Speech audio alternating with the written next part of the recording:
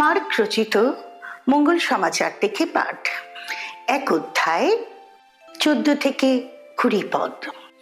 যখন কারারুদ্ধ হলে যিশু গালিলিয়ায় চলে এলেন। সেখানে তিনি ঈশ্বরের মঙ্গল সমাচার প্রচার করতে লাগলেন। তিনি বলতেন, সময় হয়ে এসেছে, ঐশ্বরাজ্য এখন খুব কাছেই।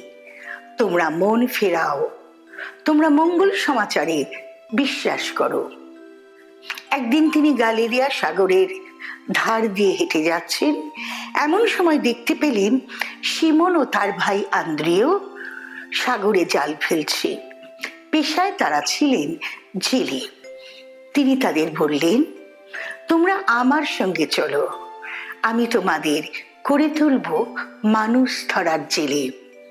আর তারা তো তখনই তাদের জাল ফেলে রেখে যিশুর সঙ্গে চললেন।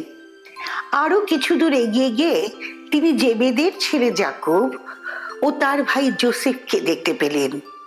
তারাও নৌকোয় ছিলেন, জাল সরাচ্ছিলেন।